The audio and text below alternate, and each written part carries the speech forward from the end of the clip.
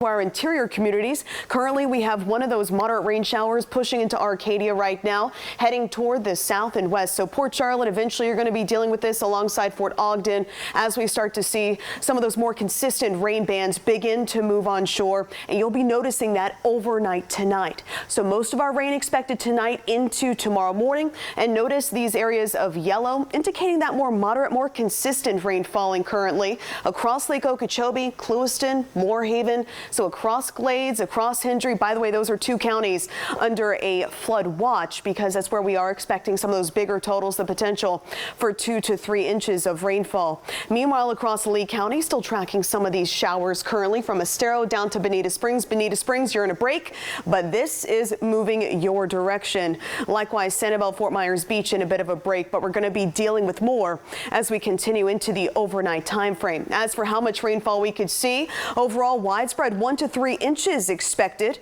That plus we're going to be dealing with those 40 to 50 mile per hour wind gusts really picking up overnight. But, you know, Andrew, as we talked about, surge not a concern, and thankfully that tornado threat, it's going to stay low. Yeah, absolutely, Katie. And like you were saying, we're already seeing those heavier bands moving through Moorhaven and Clewiston. We do expect that slow push off to the west for the next couple hours here. And that leading edge reaching the Gulf right around probably like 11:30 midnight here tonight. And then you'll see that landfall just after 1 o'clock near Fort Pierce.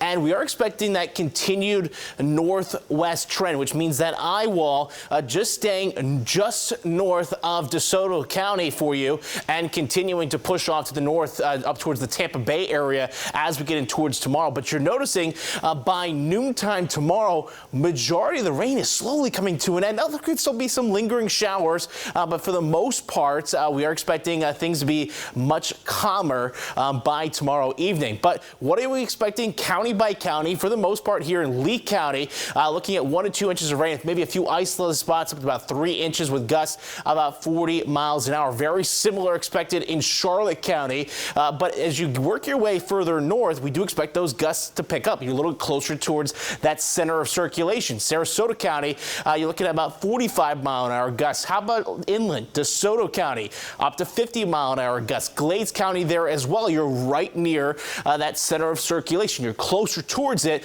Now, you're not in the eye because the eye's going north of there, but you're close enough to start to feel those higher end tropical storm force winds. Now, further south down into Henry County, those winds start to drop back off. You're looking at 35, 40 mile an hour gusts there. And then down in Collier County, you're not in a tropical storm warning, but you're still going to feel some gusts, maybe 30 miles an hour, and still the potential for 1 to 2 inches of rain, maybe some isolated spots up to about 3 inches. So still going to feel impacts across southwest Florida as Nicole moves through, but by tomorrow evening, much calmer weather going to be on the way for us as we start to move into the Veterans Day holiday weekend.